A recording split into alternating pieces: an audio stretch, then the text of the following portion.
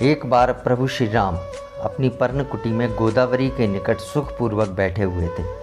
तब श्री लक्ष्मण जी ने उनसे माया, ज्ञान, वैराग्य, भक्ति, ईश्वर और जीव के संबंध में अपनी शंका का समाधान करने के लिए प्रभु श्री राम से कुछ प्रश्न पूछे। तब प्रभु श्री राम जी ने उन्हें समझाकर कहा। सबसे पहले माया के विषय में कहा, मैं अरु मोर तोर तय माया, जय बस कीने जीव निकाया, गो गोचर जह लगी मन जाई, सो सब माया जानेहु भाई।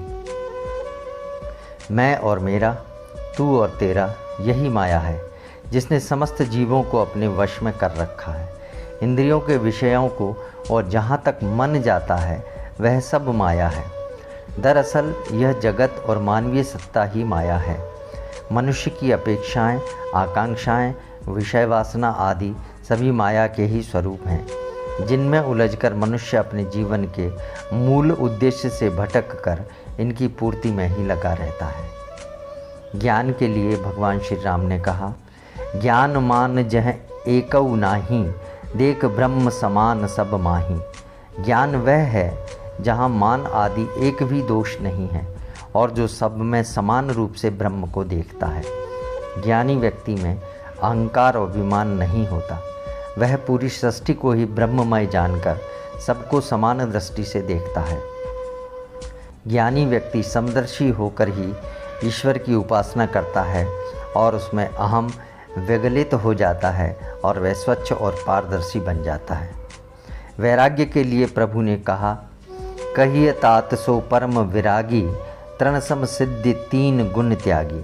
जिस व्यक्ति ने सारी सिद्धियों और तीनों गुणों काम, क्रोध, लोभ को तिनके के समान त्याग दिया हो, वही वैराग्यवान है। जिस व्यक्ति ने कठोर तप करके विभिन्न सिद्धियों को प्राप्त किया हो और जिन्हें उसने प्राप्ति उपरांत बिना उपयोग किए क्षण भर में ही त्याग दिया हो, वही सच्चा वैरागी पुरुष कहलाता है। भक्ति के संबंध में प्रभु ने कहा, जाते बेगी द्रवऊ में भाई, सो मम भगति भगत सुखदाई, सो स्वतंत्र अवलंबन आना, तेई आधीन ज्ञान विज्ञाना।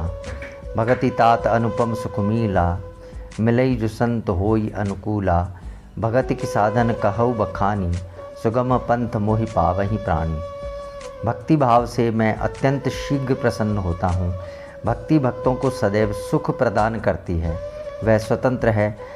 ज्ञान और विज्ञान भक्ति के ही अधीन है और यह अनुपम और सुख की मूल है। यह व्यक्ति को तभी मिलती है जब कोई संत अनुकूल होते हैं या प्रसन्न होते हैं। इस जीवन में सबसे सरल और सुगम मार्ग मुझे पाने का है तो वह भक्ति है। वास्तव में ईश्वर भक्ति भाव से ही प्रसन्न और प्रकट होते हैं।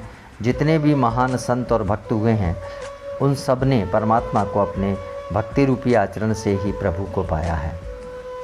जीव और ईश्वर के संदर्भ में प्रभु ने श्री लक्ष्मण जी से कहा, माया ईस न आप कहूँ, जान कहिए सो जीव, बंद मोक्ष प्रद सर्ब पर, माया प्रेरक सीव। जो माया को, ईश्वर को और अपने स्वरूप को नहीं जानता उसे ही जीव कहते हैं और जो कर्म बंधन और मोक्ष देने वाला सबसे परे और माया का प्रेरक है वह ईश्वर है।